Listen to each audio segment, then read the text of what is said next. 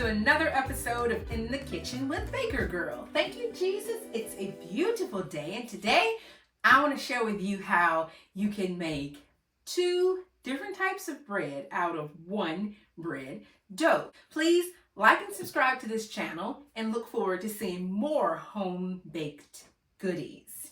Now, this is a basic sourdough bread dough, and I'm going to be making tortilla breads and I'm going to make pita bread. Now, let me walk you through the ingredients. I have whole wheat flour. I have also bread flour, and this is unbleached bread flour. Then, to help out my sourdough starter, and because we're not going to be letting these go through a lengthy rising period, I have baking powder, and then I also have sourdough starter, of course. Now, this is a fed ripe sourdough starter. This is not discard. Now, the reason why I'm using baking powder is because we're not dependent on the sourdough starter to leaven this. If we were, you could do that overnight and it would take its time and rise, because sourdough starter is not as fast as yeast. So, and it takes a little bit of time for it to rise. So to jumpstart that and to speed along the process, I'll be using some baking powder.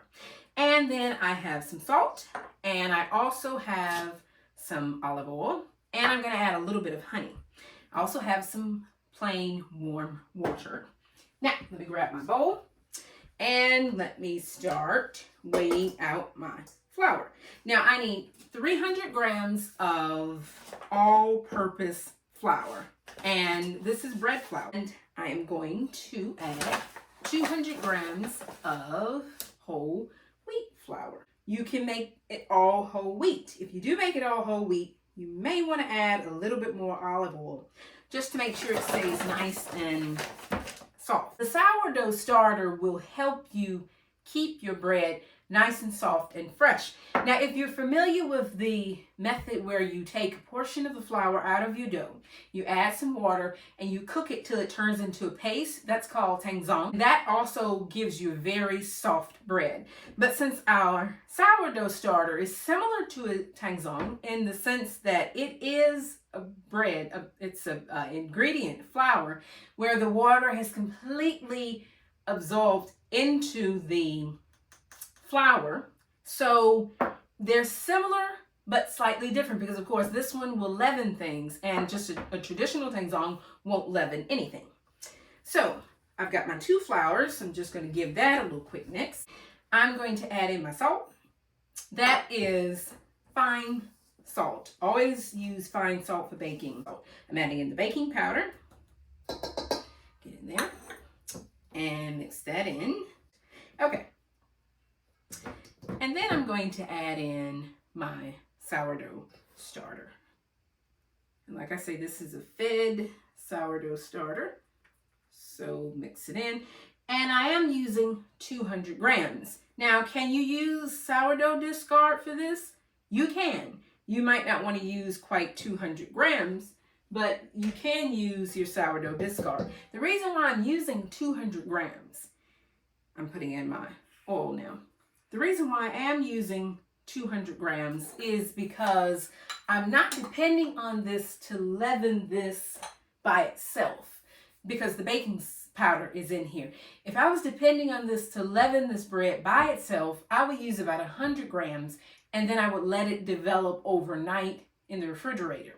And of course, the longer bread rises, the less amount of sourdough you need. Since I'm doing a quick version, I'm using a little bit more sourdough starter than normal. Also, I'm going to add in a little bit of honey, because honey will help to feed the yeast. This is raw honey from my home state of Georgia. So for me, it's local.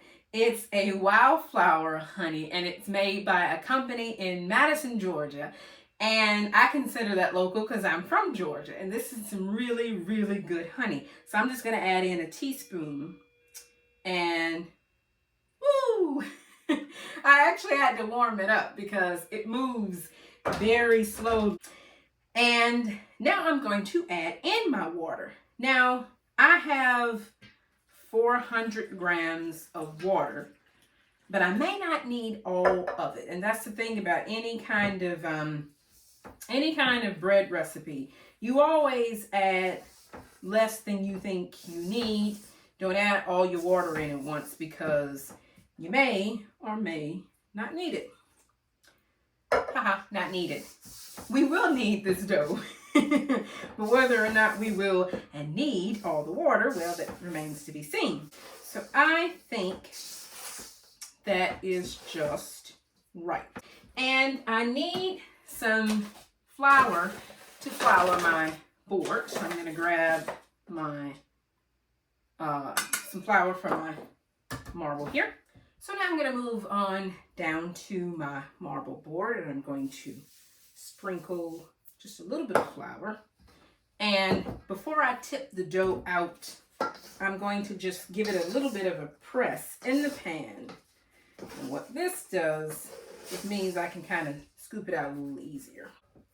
If your dough is a little drier than you think it should be, you can always add a few drops more water. With that, I'd use just a little teaspoon.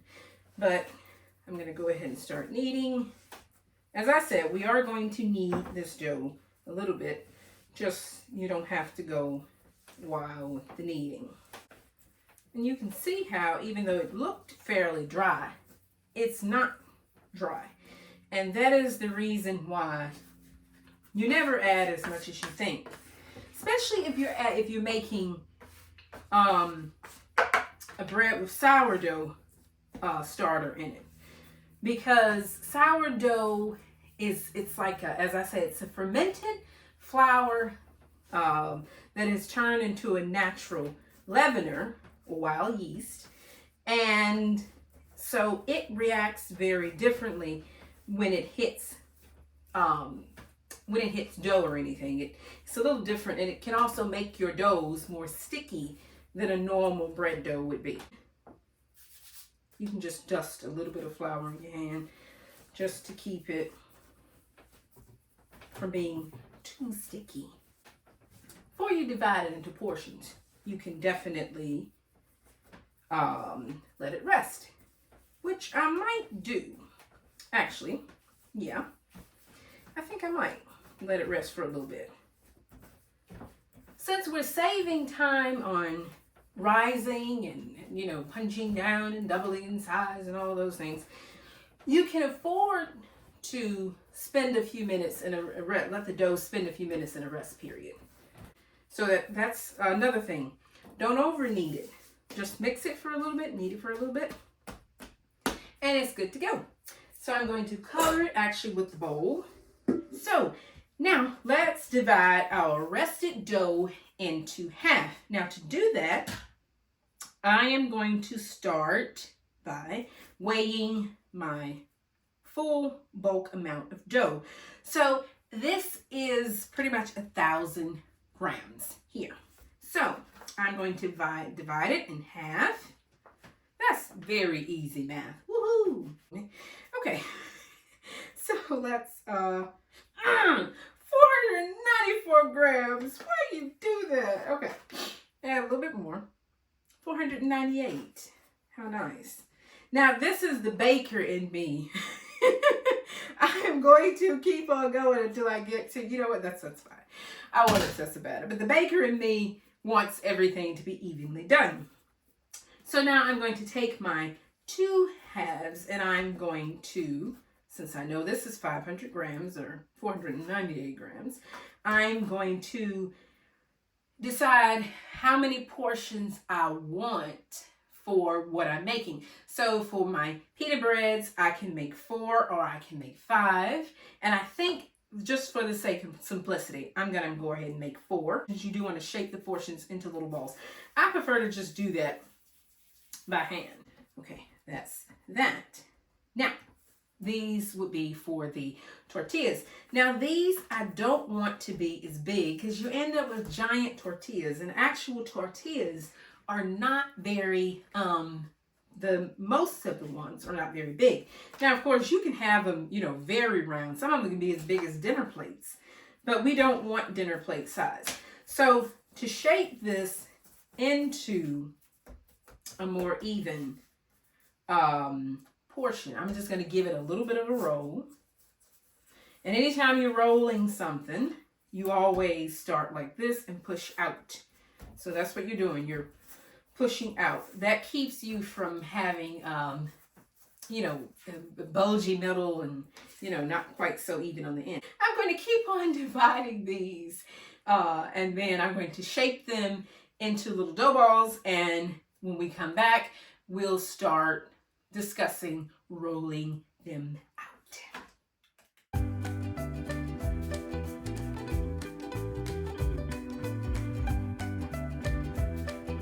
I've got all my portions of dough divided out, rolled, and I covered them with just a little piece of plastic wrap to keep them from drying out, because they can dry out and they can dry out very fast, and then it kind of makes it a little bit different to roll. Now, let's talk about rolling and shaping. Now, this is obviously a tortilla, and I have to be very honest, I prefer a rolling pin for rolling out my tortillas and my pita breads. So let's grab one of the balls of dough, and I'm just gonna roll it in flour. You typically don't do this, and you probably don't need to, but I'm just gonna do it. And then this on, let that down, and then you simply just take this and give it a squish. Now the first time it's not gonna do much. It's not gonna do a whole lot of rolling. As you can see, it didn't really do a lot of squishing at all. So then you go at it the second time. And the second time around, it typically squishes, it squishes a little better. And I think it's probably because I'm using parchment. So I'm going to show you how I make mine using the rolling pin. So, put you over here. And since this is a tortilla, you want to roll it out very thinly. And when you're rolling dough, rolling it, the same thing applies. You push outward like that and in and turn it around. So, and there you are. And they don't have to be perfect rounds, and they will relax. So you do want to separate these between pieces of parchment paper, and just keep rolling until you have all your tortillas rolled out.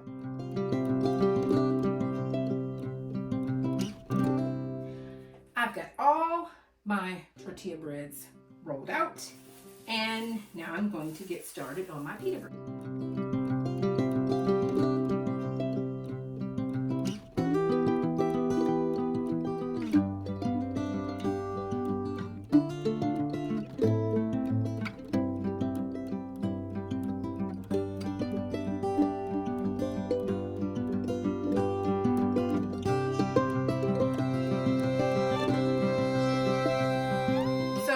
We've got all the tortillas and all of the pitas rolled out. They are rested. They are ready to bake. So I'm going to meet you over at the stove and we will cook our breads.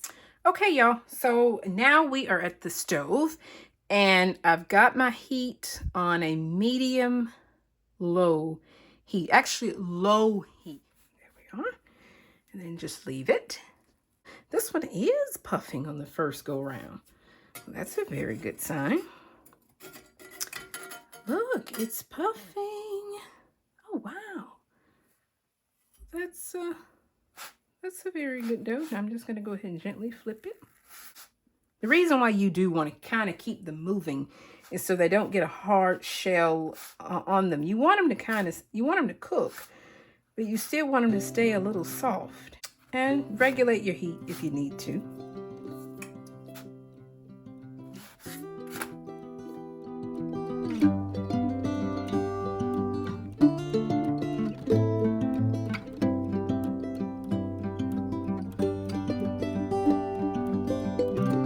So we're ready for the pita breads. And I'm just going to lay them into the skillet like this. And just move it around like that. Okay, go ahead and give it a flip. And then let it sit.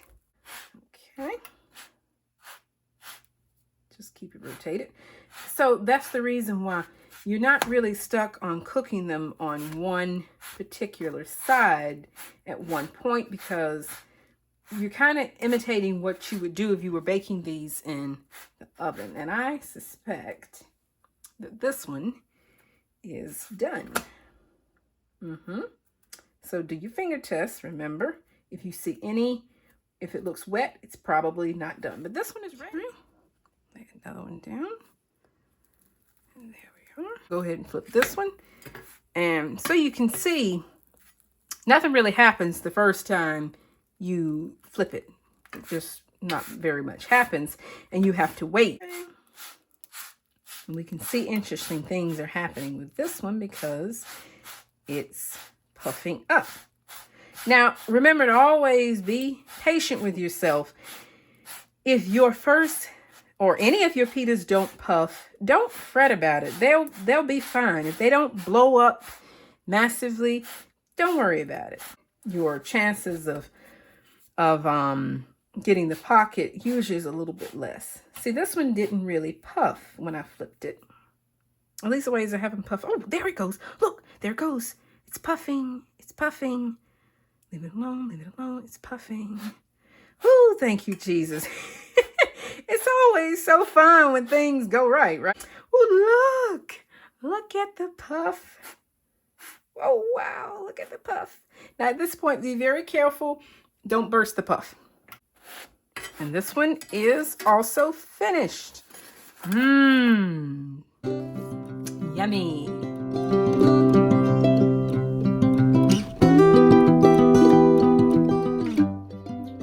And here are the finished flatbreads.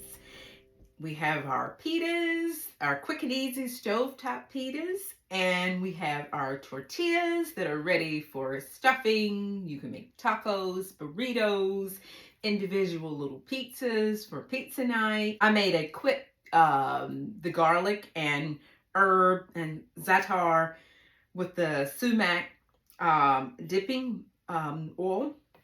And of course, a roasted red pepper hummus, because with pita, you gotta have hummus. And also, I do want to mention, if you want to keep all of this vegan, because of course, everything here is vegan except for the butter that's in the dipping oil, you can just use olive oil or you can use a vegan butter. And all of this is delicious served alongside grilled meats or grilled, such as grilled halloumi and grilled vegetables if you want to keep it vegetarian. And of course, you know I always say, if you make it yourself in your home kitchen, you know it's going to be good and it's going to be good for you. So if you have enjoyed this video, please give us a thumbs up. Don't forget to like and subscribe and hit the notification bell so you won't miss out on any important videos. And leave us a comment. If you enjoyed watching this video, leave us a comment and let me know what you think. And if you tried it, let me know how it worked for you. So I hope to see you, good Lord willing, in another video. In the meantime, y'all, keep on cooking, keep on baking, and be well. See you next time, guys. Bye.